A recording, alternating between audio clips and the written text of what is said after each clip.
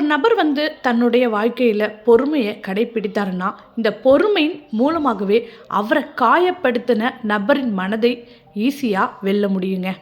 இன்னைக்கு நம்ம பார்க்கக்கூடிய ஒரு ஜென் கதையும் இந்த பொறுமை சம்மந்தப்பட்டது தாங்க. எப்படி காயப்படுத்தின நபருடைய மனதை தன்னுடைய பொறுமை மூலமாகவே வென்றாருங்கிறதாங்க கதை. வாங்க வீடியோக்குள்ளே. நான் உங்கள் Saranya. Welcome to AK Talks. ஒரு ஊரில் ஒரு சாமியார் இருக்காருங்க. இந்த சாமியார் வந்து நீங்கள் நினைக்கிற மாதிரி நல்ல சாமியார் கிடையாதுங்க, போலி சாமியார். இந்த சாமியாருக்கு என்ன வேலைன்னா அந்த ஊர் மக்களை ஏமாற்றி அவங்க கிட்டேருந்து காசு பறிக்கிறது தாங்க இந்த சாமியாருக்கு வேலை. அதாவது ஊர் மக்களுடைய சம்பாத்தியத்தில் 1/4% வந்து இந்த சாமியாருக்கு கொடுத்துடணும். ஏன்னா இவர் வந்து பேச்சு திறமை மிக்கவருங்க. பேசியே வந்து எல்லாரையும் கவர் பண்ணி வச்சுருக்காரு. இப்படியே போயிட்டுருக்கு. இவருடைய மதிப்பு வந்து நாளுக்கு நாள் இவருடைய பேச்சு திறமையால் உயர்ந்துக்கிட்டே போகுதுங்க. மக்களும் ஏமாந்துக்கிட்டே இருக்காங்க. ஒரு நாள் என்ன ஆகுதுன்னா இவருடைய மதிப்பும் நாளுக்கு நாள் உயர்ந்துக்கிட்டே போகிற காரணத்தால் இவர் சொல்கிறாரு ஊர் மக்களை கூப்பிட்டு, இனிமேலுக்கு நீங்கள் உங்களுடைய சம்பாத்தியத்துலேருந்து எனக்கு 1/2% கொடுக்கணும்னு சொல்கிறாருங்க. இப்போ 1/4% வந்து ஏறி போச்சு. அந்த மாதிரி மக்களும் வந்து அவங்க சம்பாத்தியத்துலேருந்து 1/2% வந்து இந்த ஊர் மக்கள் வந்து தனியாக சாமியாருக்குன்னு ஒதுக்கி வச்சிடுறாங்கங்க. இப்படியே நாட்கள் ஓடுதுங்க. ஒரு நாள் என்ன ஆகுதுன்னா இந்த ஊருக்கு ஒரு ஜென் துறவி வராருங்க. இந்த ஜென் துறவி வந்து பார்க்க ரொம்ப அமைதியாக இருக்காருங்க. அவருடைய முகம் வந்து அவ்வளோதொரு சாந்தமாக இருக்குது. ஊர் மக்கள் எல்லாமே வந்து இப்போ ஜென் துறவியை படையெடுத்து போகிறாங்கங்க. இது கேள்விப்பட்ட இந்த போலி சாமியாருக்கு வந்து கோபம் வருதுங்க. இவர் வந்து அவருடைய சீடரை கூப்பிட்டு, இந்த மாதிரி நம்ம ஊரில் என்னென்ன நடக்குதுன்னு அன்னன்னைக்கு எனக்கு தகவல் நீ சொல்லணும் அப்படின்னு சொல்கிறாருங்க. இப்போ ஊர் மக்கள் வந்து எந்த அளவுக்கு இந்த போலி சாமியாருக்கு மதிப்பு மரியாதை கொடுத்து வச்சுருந்தாங்களோ அதே மதிப்பு மரியாதை எல்லாமே ஜென் துறவிக்கு கிடைக்குதுங்க. இதை வந்து தன்னுடைய சீடர் மூலமாக இந்த போலி சாமியார் கேள்விப்படுறாருங்க. உடனே தன்னுடைய சீடனை கூப்பிட்டு ஒரு வேலை ஒன்று செய்ய சொல்கிறாருங்க. என்ன வேலை செய்ய சொல்கிறாருன்னா இந்த ஜென் துறவியை வந்து அவமானப்படுத்த சொல்கிறாருங்க. அதாவது இந்த சீடர் படுத்தும் அவமானம் தாங்க முடியாமல் அந்த ஜென் துறவி வந்து ஊரை விட்டே ஓடி போயிடணும். அதுதான் இந்த போலி சாமியாருக்கு ஐடியாவாக இருக்குது. சீடரும் என்ன பண்ணுறாருன்னா மறுநாள் வந்து ஜென் துறவி வந்து ஒரு குளத்தில் வந்து குளிச்சுட்டு வருவாருங்க. அப்படி இருக்கிறப்ப குளிச்சுட்டு அந்த படிக்கட்டில் ஏறுறப்ப அங்கே உள்ள சேத்தெல்லாம் வாரி அந்த ஜென் துறவி மேலே அடிக்கிறாருங்க. ஜென் துறவி வந்து அதை பொருட்படுத்தலை. திரும்பியும் போய் குளிச்சுட்டு வராருங்க. திரும்பவும் வந்து அந்த சேத்தை வாரி 2வது முறை அடிக்கிறாருங்க. அதையும் அவர் பொருட்படுத்தலைங்க. திரும்பவும் போய் குளிச்சுட்டு வராரு. இந்த மாதிரி 3 நட 4 நட செய்கிறாங்க. இப்போது இந்த சீடரால் ஒன்றும் செய்ய முடியலைங்க. தன்னுடைய செயல்லேருந்து பின் வாங்கிடுறாருங்க. இதை வந்து தன்னுடைய குரு கிட்ட வந்து சொல்கிறாரு. உடனே இந்த சாமியார் சொல்கிறாரு, சரி சேர்த்து தானே நீ வாரி இறைச்ச, நாளைக்கு போய் சாணியை கரைச்சி அவர் மேலே ஃபுல்லாக தடவி விட்டுரு, என்ன பண்ணுறாருன்னு பார்க்கலாம் அப்படின்னு சொல்கிறாருங்க. குரு சொன்ன மாதிரியே இந்த சீடருக்கு ஆனால் செய்ய விருப்பம் இல்லை. குரு சொல்லிட்டாரே அப்படின்னு சொன்ன ஒரு காரணத்தால் திரும்பவும் குரு பேச்சை நம்ம வந்து தட்டக்கூடாது அப்படின்னு திரும்பவும் இந்த குளத்துக்கிட்ட வராருங்க.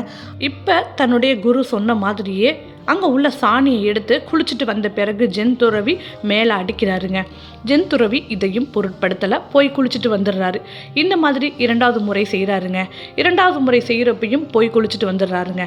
இந்த மாதிரி தொடர்ந்து அந்த சீடர் வந்து செஞ்சுக்கிட்டு இருக்காருங்க. ஒரு காலகட்டத்தில் சீடரால் ஒன்றுமே செய்ய முடியலைங்க. ஏன்னா இந்த சீடருக்குள்ளேயும் ஒரு மனசாட்சின்னு ஒன்று இருக்கு இல்லையா. இந்த சீடர் வந்து எப்படி இந்த ஜென் குரு வந்து இவ்வளோ ஒரு பொறுமையாக இருக்காருன்னு சொல்லி இந்த ஜென் துறவியோட காலில் விழுந்துடுறாருங்க. ஐயா, நான் உங்களை வந்து புண்படுத்திக்கிட்டே இருக்கேன், உங்களுக்கு கோபங்கிறது கொஞ்சம் கூட வரலையே அப்படின்னு சொல்லி இந்த ஜென் துறவிக்கிட்ட அந்த சீடர் சொல்கிறாருங்க. மன்னிப்பையும் கேட்குறாரு. ரொம்ப மனம் வருந்தி இப்போ இந்த ஜென் துறவிக்கிட்ட சீடர் கேட்குறாருங்க, எப்படி இவ்வளோ ஒரு பொறுமையாக உங்களால் இருக்க முடிஞ்சதுன்னு சொல்லி கேட்குறாருங்க. இப்போ ஜென் துறவி வந்து பதில் சொல்ல ஆரம்பிக்கிறாரு. நீ என்கிட்ட வார்த்தைகளாலையும் சரி உன்னுடைய செயல்களாலையும் சரி அந்த குப்பையெல்லாம் என்கிட்ட நீ கொடுக்குறப்ப அந்த குப்பையை வந்து நான் எடுத்துக்கலை. அந்த குப்பையை எடுத்துக்கிட்டேன்னா நான் தான் வந்து ஒரு பெரிய முட்டாளாக இருக்கணும். அதனால் அது வந்து நான் எடுத்துக்காத பட்சத்தில் அது ஒன்றையே வந்து சேரும் அப்படின்னு சொல்லி இந்த ஜென் குரு வந்து விளக்கம் கொடுக்குறாருங்க. இதை கேட்ட அந்த சீடருக்கு ஒன்றுமே சொல்ல முடியலைங்க. தன்னுடைய குரு இந்த மாதிரி சொன்னதுனால தான் இந்த செயலை தான் செஞ்சதாக இந்த ஜென் குருக்கிட்ட சொல்கிறாருங்க. இனிமேலுக்கு இந்த மாதிரி யாரையும் அவமானப்படுத்த மாட்டேன் அப்படின்னு சொல்லி ஒரு வாக்குறுதி மாதிரி இந்த ஜென் குருக்கிட்ட அந்த சீடர் கொடுக்குறாருங்க. இப்போ வந்து ஊர் மக்கள் எல்லாருமே வந்து தெரிஞ்சுக்கிட்டாங்கங்க. யார் உண்மையான சாமியார், யார் போலி சாமியார் அப்படின்னு தெரிஞ்சுக்கிட்டாங்கங்க.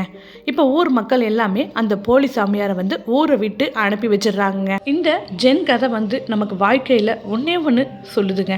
அது என்னென்னா, நம்ம வாழ்க்கையில் நிறைய பேர் வந்து நம்மளை செயலாலையும் சரி சொல்லாலையும் சரி நிறைய அவமானப்படுத்தியிருப்பாங்கங்க.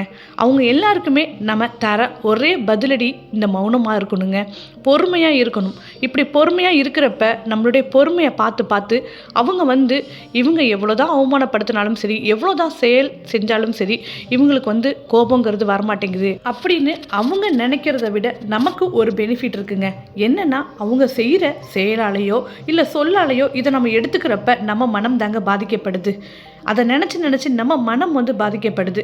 அதனால நம்ம அதை எடுத்துக்காதப்ப இது வந்து அவங்களுக்கு ரிட்டன் போயிடுங்க. அவங்களுக்கு ரிட்டன் போகிறப்ப அவங்க எந்த செயலை செய்கிறாங்களோ திரும்பியும் அதே செயலை தாங்க நம்ம உள்வாங்கிக்கிட்டே இருப்பாங்க. மற்றவங்களை அவமானப்படுத்தணுங்கிற திங்கிங் தான் உங்களுக்கு வந்து அதிகரிச்சுக்கிட்டே இருக்கும்.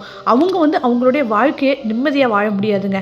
நம்ம எடுக்காத பட்சத்தில், இந்த விஷயத்தை நம்ம வந்து எடுக்காத பட்சத்தில் நமக்கு வந்து எந்த பாதிப்பையும் தராதுங்க. பாதிப்பு எல்லாமே அவங்களுக்காக தான் இருக்கும். நம்ம லைஃப்பையும் நம்ம வந்து சந்தோஷமாக வாங்கலாங்க. இது வரைக்குமே இந்த வீடியோவை பொறுமையாக பார்த்தவங்க எல்லாருக்குமே கோடான கோடி நன்றிகள். இந்த ஜென் கதை உங்களுக்கு ரொம்ப பிடிச்சிருந்துச்சுன்னா வீடியோக்கு ஒரு லைக் கொடுங்க.